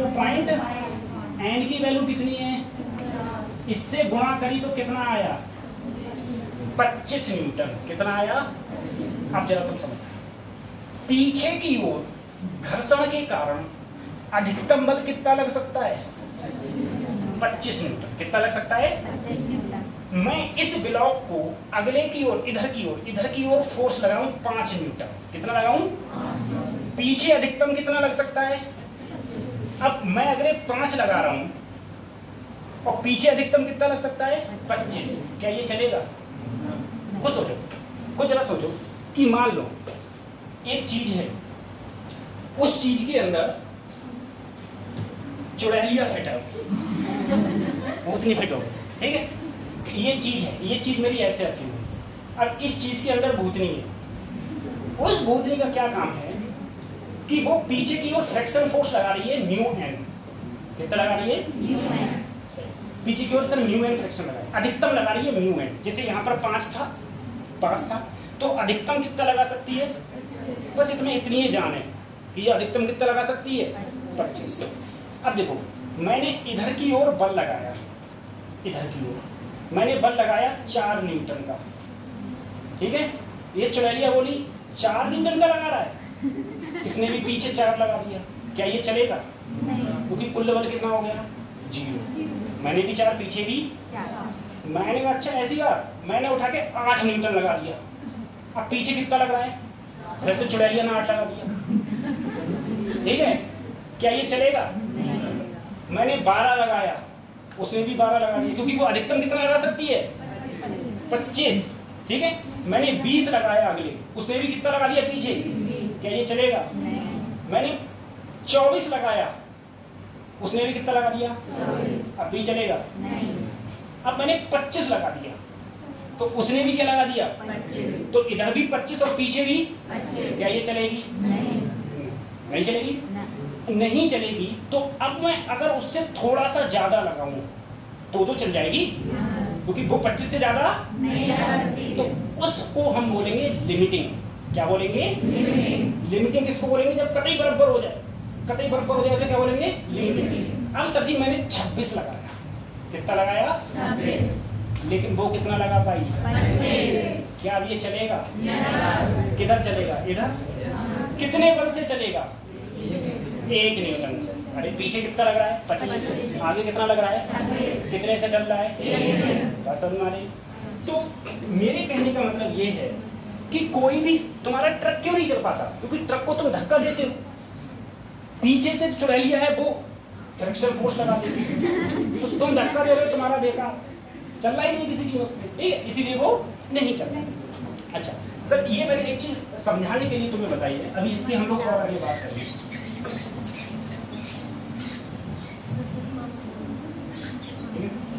अच्छा चलो इसमें थोड़ा कम कर वही कर।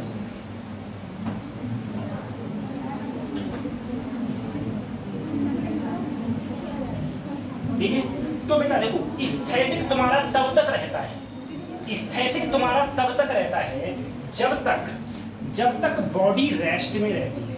बॉडी किस में रहती है? अगर बॉडी रेस्ट में रहेगी तब तक तुम्हारा स्टैटिक फ्रिक्शन लगेगा। जब तक रेस्ट में रहेगी तब तक क्या लगेगा? सर जी अब देखो, अगर Fs की वैल्यू, फ्रिक्शन की वैल्यू किस पर डिपेंड करेगी? आगे कितना फोर्स लगेगा। जैसे मान लो पीछे अधिकतम फ्रिक्शन फोर्स अभी 25 था, कितना था? 25। अगर मैंने आगे 5 लगाया तो पीछे कितना लगेगा? 5 ही लगेगा। कितना लगेगा? 5 ही लगेगा। सही है? ऐसा नहीं है सर पीछे अधिकतम 25 है तो अधिकतम पीछे 25 लगेगा, नहीं। अगर आगे 5 लगेगा तो पीछे भी क्या लगेगा? 5। आगे 10 लगेगा तो पीछे भी 10। आगे 20 लगेगा तो पीछे भी 20। समझ आ रहा है? मेरे कहने का मतलब ये है अगर बॉडी रेस्ट में है तो जितना फोर्स मैं आगे लगा रहा हूँ उतना ही फोर्स कहाँ लग रहा है? पीछे। इसीलिए बॉडी नहीं चल रही। अगर ये बराबर हो जाए, मैंने कहा बराबर हो गया, इस बराबर वाले फोर्स को यहाँ पर, इसे हम लोग Fs नहीं, इसे हम लोग बोलते हैं फिर Fl। ये होता है बेटा, Fl का मतलब हो गया लिमिटिंग फ्रिक्शन फोर्स।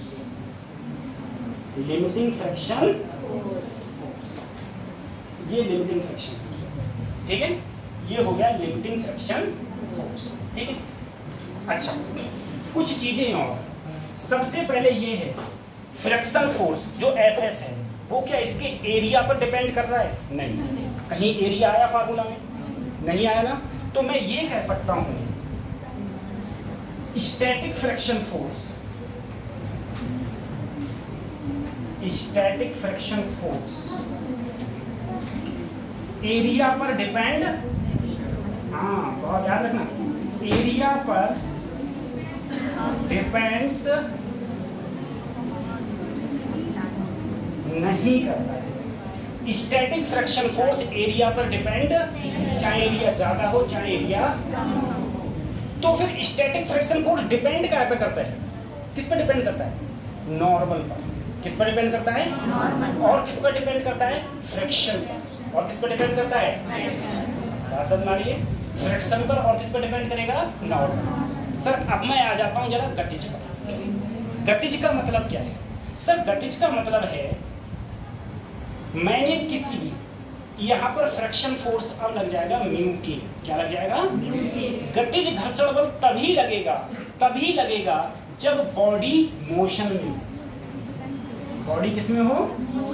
मोशन का मतलब क्या है? चल रही है। अगर बॉडी चल रही होगी तभी तुम्हारा गतिज घर्षण बल लगेगा, अदरवाइज नहीं लगेगा। अब सब्जी देखो, मैंने बल लगाया इधर, पीछे अधिकतम कितना लगेगा?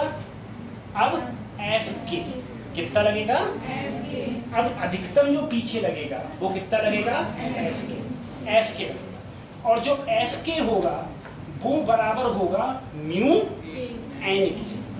वैसे तो म्यू एन से थोड़ा सा कम होता है, यहाँ पर म्यू के एन आता है, म्यू के एन, ये एन है नॉर्मल, ठीक है, म्यू के एन। अब सर जी एक बात जरा समझ, एक बात समझना, मैंने तुमसे कहा, जरा ध्यान करना, वही वाली बात कर रहे हैं अपन लोग, ठीक है? सोचो, ये है पीछे की ओर कितना बल लग रहा है? 25। कितना लग रहा है? 25। मैंने 27 लगा दोगे, ये चल पड़ेगी, लेकिन पीछे कितना लगेगा? 25। कितना लगेगा? 25। अब मैंने अगले लगा दिया 40, तब भी पीछे क्या लगेगा? 25। कितना लगेगा? 25। यानी कि सर मैं अगले फिर कितना ही बल लगाऊं, पीछे जो फ्रिक्शन फोर्स है वो उतना ही लगेगा, उतना ही समझ आ रही है? वो उतना ही लगेगा जितना पहले लग रहा था, वो ना बढ़ेगा और ना ही घटेगा। और बढ़ेगा घटेगा कब? बढ़ेगा घटेगा तब, पहले तुम चल रहे हो VIP रोड पे, फिर तुम आ गए गड्ढा गड्डी पे, तो वहां पर चेंज होगा नहीं होगा फ्रिक्शन फोर्स, वहां चेंज हो सकता है, लेकिन अगर फ्रिक्शन समान है तो ऐसा नहीं है कि सर अगर मैं इसकी मेरी किसी भी ब्लॉक की वेलोसिटी बढ़ेगी या मैं फोर्स ज्यादा लगाऊंगा तो काइनेटिक फ्रिक्शन फोर्स कम हो जाएगा, ऐसा कोई बात नहीं, ठीक है? काइनेटिक फ्रिक्शन फोर्स तुम्हारा उतना ही रहेगा। तो मुझे बताओ, क्या गतिज घर्षण बल गतिज घर्षण बल ब्लॉक के गति पर निर्भर करता है? गतिज घर्षण बल क्या ब्लॉक की गति पर निर्भर करता है? नहीं, गति कितनी भी हो वही रहेगा जो पहले। क्या गतिज घर्षण बल, ठीक है, काइनेटिक फ्रिक्शन फोर्स क्या इसके एरिया पर निर्भर करता है? नहीं, एरिया पर भी निर्भर नहीं करता, ठीक है? बता लो फटाफट, इसके आगे लिख लेना, है ना?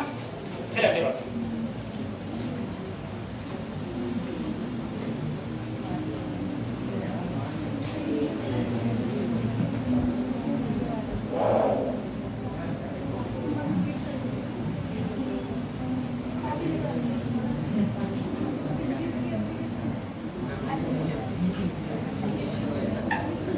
सभी लोग एक पढ़ाई स्टार्ट कर देना, ठीक है? और अंशु सर जैसा कह रहे हैं ना वैसे वैसे बायोलॉजी पढ़ लो बस, खाली उससे बाहर मत करना, पूरे नंबर फंस जाएंगे तो उतना पढ़े लेना। बहुत काबिल टीचर, मैंने अपनी लाइफ में ऐसे काबिल टीचर बहुत कम देखे, बता लिया। चलो अगले बढ़ते हैं हम लोग।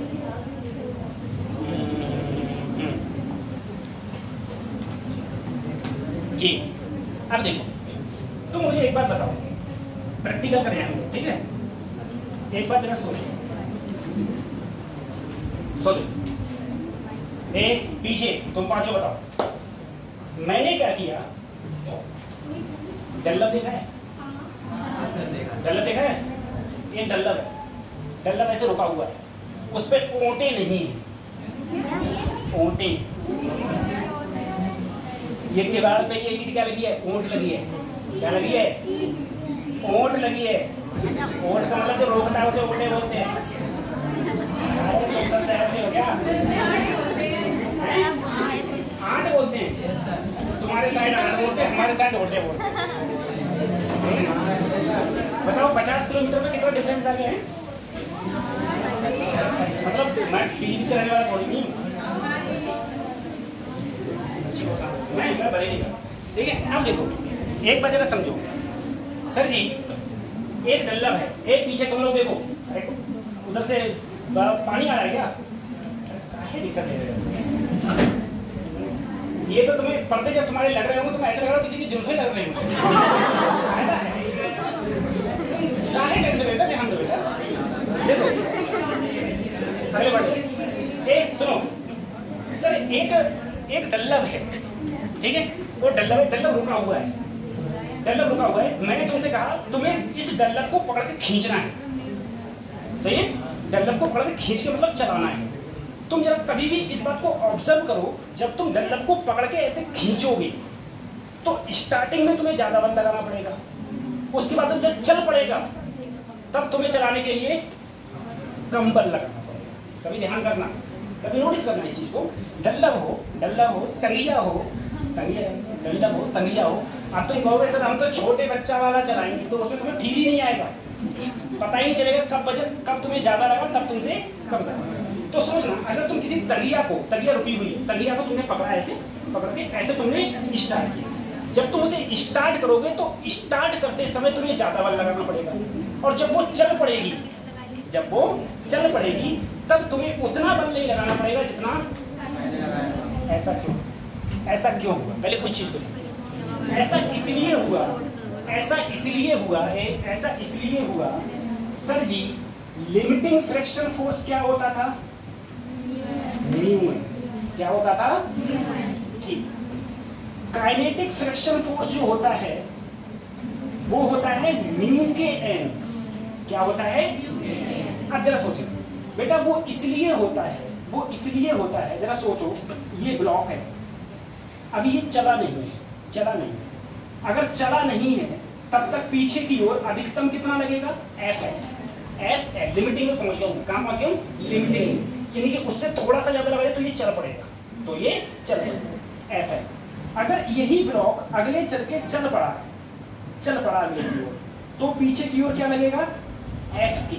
क्या लगेगा? अब ध्यान रखना बेटा, नॉर्मल थोड़ी ना चेंज हो जाएगा, नॉर्मल तो वही रहेगा जो पहले था, यानी कि सर नॉर्मल चेंज होने वाला नहीं है। इसका मतलब ये है जो स्टैटिक फ्रिक्शन फोर्स होता है वो काइनेटिक फ्रिक्शन फोर्स से क्या होता है?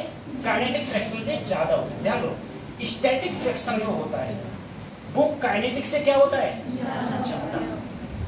ठीक है, तो अगर ये ज्यादा होगा तो सोचो जरा, अगर ये ज्यादा होगा तो पीछे अगर मान लो ये 25 है, ये कितना है पीछे?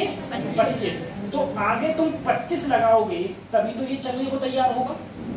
लेकिन जैसे ही ये तुमने अगले लगाया 25, तुमने कितना लगाया? 25। अब 25 से जैसे ही तुमने 25.1 किया, ये चल दिया, ये चल दिया। लेकिन जब ये चल दिया, ध्यान करना, जब ये चल दिया तो यहाँ पर जब चल दिया तो कौन सा लगेगा? काइनेटिक वाला। और काइनेटिक के लिए फार्मूला क्या होता है? म्यू के इनटू। तो जो ये म्यू के की वैल्यू होती है वो इससे क्या होती है? कम होती है। जब इसकी वैल्यू कम होगी, इसकी वैल्यू कम होगी तो तुम्हें आगे की ओर चलाने के लिए कम फोर्स लगाना पड़ेगा। क्यों? क्योंकि पीछे फोर्स क्या लगेगा? कम लगेगा। पीछे फोर्स क्या लगेगा? कम। सोचो, फिर समझ में, फिर देखो, ये चीज समझो, समझ में अच्छी बोल रहा है। देखो एक बात सोचो सर, अभी ये रुकी हुई है, पीछे अधिकतम कितना लग रहा है? 25। पीछे अधिकतम 25, मैंने आगे 25 लगाया चलने को तैयार। जैसे ही मैंने 25.1 किया, ये आगे की ओर चल रही। जब ये चलने को तैयार थी तो मैं 25 लगा दिया था। जब ये चल पड़ी, जब ये चलने को तैयार थी तो पीछे कितना लगा था? 25। जब ये चल पड़ी तो पीछे 25 से थोड़ा सा कम हो जाता है। 25 से थोड़ा क्या हो जाता है? जब 25 से थोड़ा कम हो जाएगा तो तुम्हें चलाने के लिए इसे कम बल लगाना पड़ेगा। इसीलिए जब हम किसी बैलगाड़ी को पकड़ के पहले खींचते हैं तो उसे चलाने के लिए ज्यादा फोर्स लगाना पड़ता है, और जैसे ही वो चल देती है तुरंत फोर्स क्यों लगाना पड़ता है? कम। और क्यों कम लगाना पड़ता है? क्योंकि अगर कोई बॉडी चल देती है तो पीछे की ओर सर जी म्यू के एन लगता है। क्या लगता है? म्यू के। और जब कोई बॉडी रेस्ट में होती है तो पीछे की ओर म्यू एस एन लगता है। क्या लगता है? Mu S N. तो जो म्यू एस की वैल्यू है वो म्यू के वैल्यू से ज्यादा होती है। क्या होती है? ज्यादा। ये मैंने सिर्फ तुम्हें समझाया है। अब देखो सर, ये ग्राफ है, ये ग्राफ तुमसे एग्जाम में पूछा जा सकता है। ग्राफ में ये है, ग्राफ में ये है, जरा सोचना, एक मेरे पास में कोई ब्लॉक है, उस ब्लॉक पर मान लो पीछे की ओर बेटा 50 न्यूटन बल अधिकतम लग सकता है। अभी 25 लगा रहा था, मान लो शक्तिशाली चुड़ैलिया, वो पीछे की ओर कितना लगा सकती है? अधिकतम।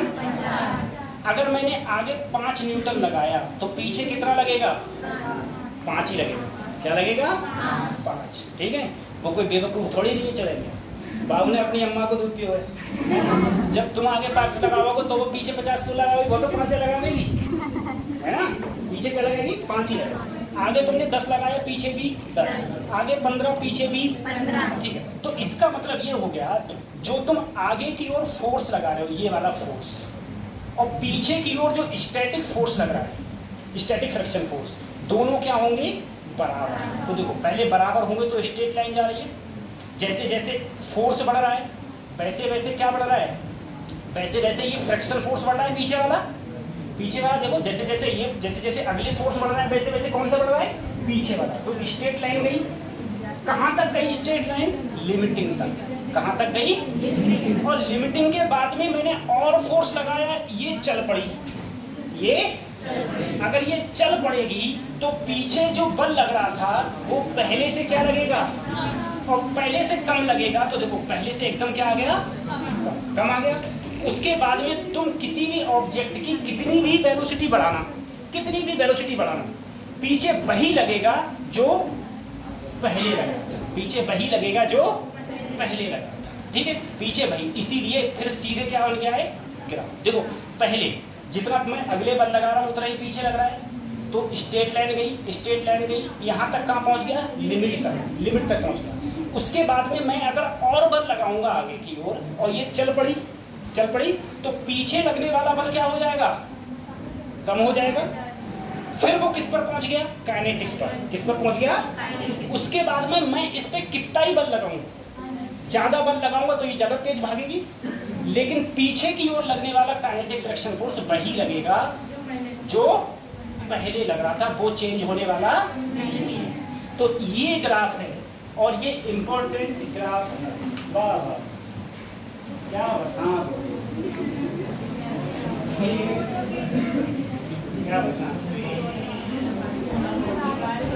थोड़ी देर ऐसे ही हो, बस धान में पानी लगाना पड़ेगा।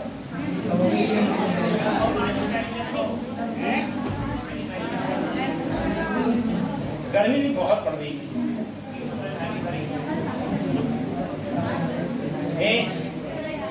अभी तुम इसलिए नहीं पढ़ रहे हो क्योंकि गर्मी पड़ रही है, थोड़ी देर बाद तुम इसलिए पढ़ोगे ठंडा है।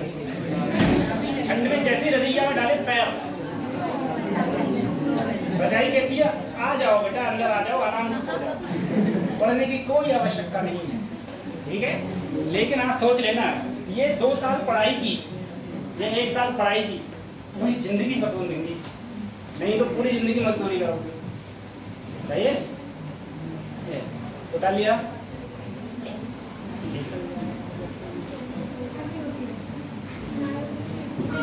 कर लिया, अगले वक्त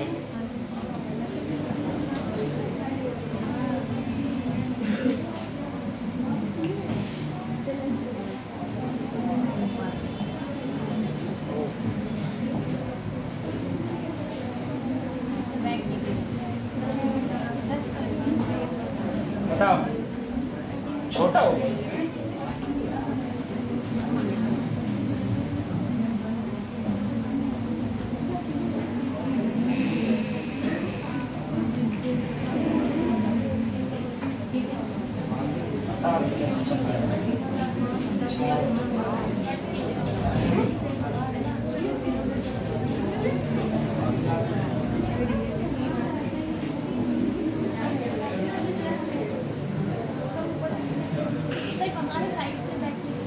यहाँ से नहीं नहीं, अच्छा यहाँ ये से,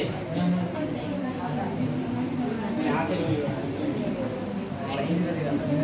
मैं सोच रहा हूँ कभी नहीं कर जाए। अरे सही ऐसी कर लेते, ये कैसे गया वो,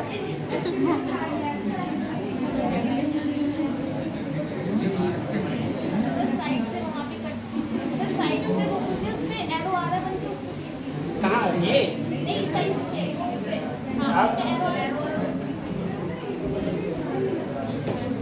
एग्जिट हो जाएगा।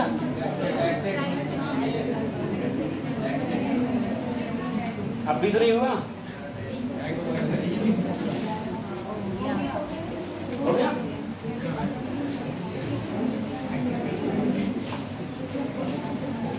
सही, अब देखो ठीक है। ये क्वेश्चन क्या कह रहा है, हाँ आप सही, क्वेश्चन क्या कह रहा है, देखो क्वेश्चन ने कहा एक बॉडी है, 10 किलोग्राम की कोई बॉडी है, ये कौन सा फोर्स है बेटा, स्टैटिक। स्टैटिक कब तक लगेगा, जब तक बॉडी रुकी हुई है तब तक स्टैटिक। चलने लगी तो क्या लग जाएगा, काइनेटिक। क्या लग जाएगा, काइनेटिक। अब देखो इसने कहा फाइंड, तुम्हें एक्सेलरेशन फाइंड आउट करना है। क्या फाइंड आउट कर रहा है, एक्सेलरेशन। जब तुम्हारा find the acceleration of the, find the acceleration comma force of friction and contact force on the body, तीनों हर चीज हमें फाइंड आउट करनी है। हमें एक्सेलरेशन भी बताना है, हमें फ्रिक्शन फोर्स भी बताना है और हमें क्या बताना है, कांटेक्ट फोर्स। कांटेक्ट फोर्स मतलब वही नॉर्मल फोर्स। क्या बताना है, कब कब, पहले कितना बल लग रहा है, 40 न्यूटन। सबसे पहले मैं पहले वाले की बात करता हूँ। बेटा अगर यहाँ पर कोई 10 किलोग्राम की चीज है तो नीचे की ओर mg लग रहा होगा।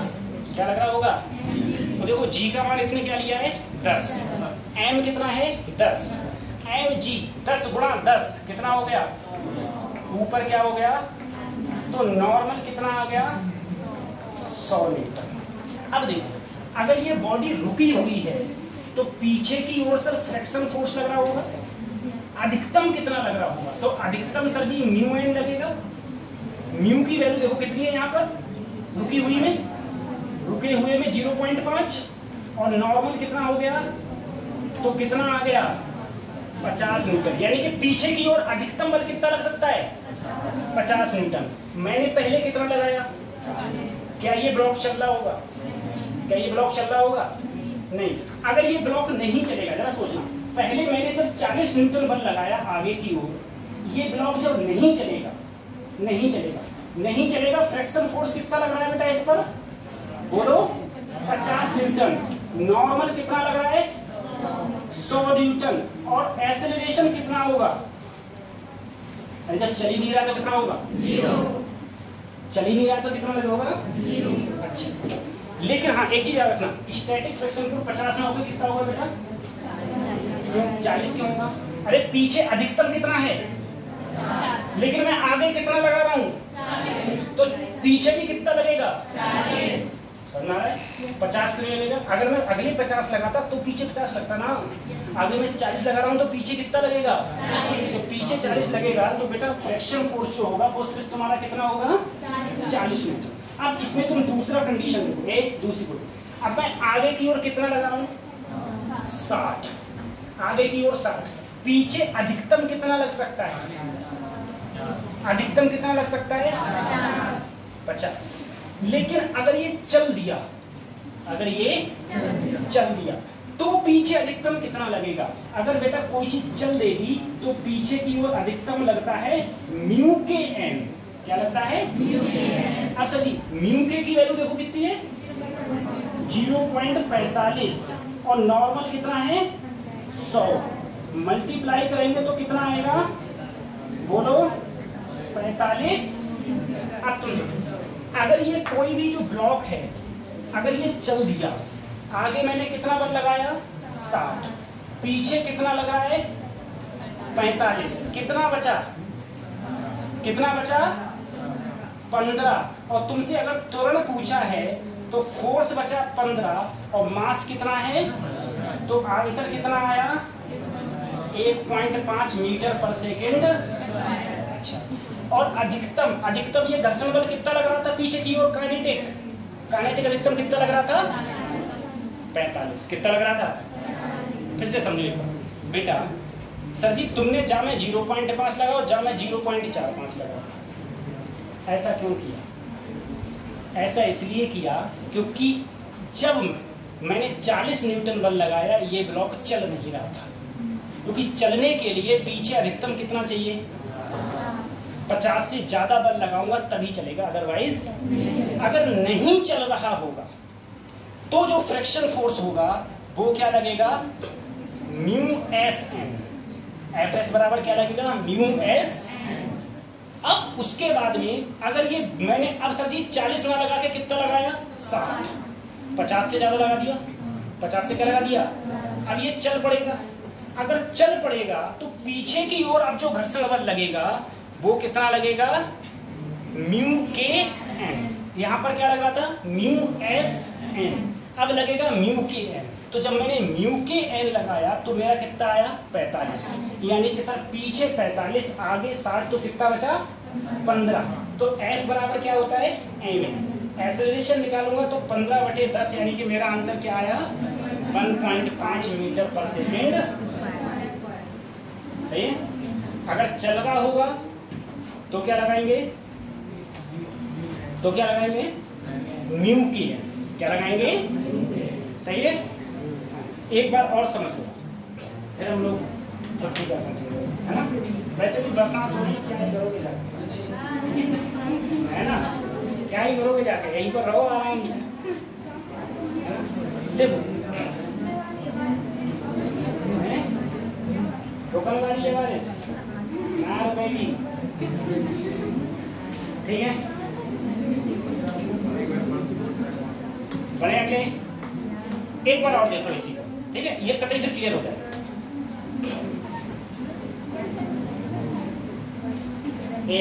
फिर से इस बोतल के अंदर जिंद है, जिंद, ठीक है। ये बोतल किसकी है? खोलना मत बेटा, नहीं तो निकल के कहेगा 3 भी सबने तुम्हारी पूरी करवाएगा खाली, ठीक है, फिर कहेगा मैं खा जाऊंगा। अब देखो ये बोतल है, इसमें जिन है, मैंने क्या किया, अभी इसका मास है, इसके पीछे जो अधिकतम फोर्स लग सकता है वो मान लो 25 न्यूटन, कितना लग सकता है? ठीक है, 25 न्यूटन लग सकता है। ये पीछे तीनों माँ जब देखो 25 लग सकता है।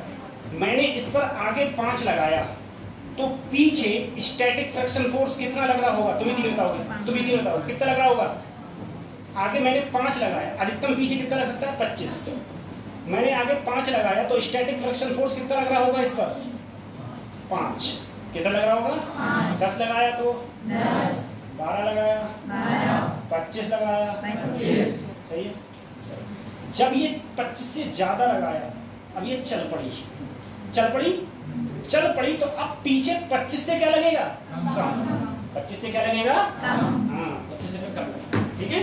अधिकतम कितना लगता है? अधिकतम लिमिटिंग फोर्स, या फिर जिसे हम बोल देते हैं म्यू एन, वही लगता है, ठीक है।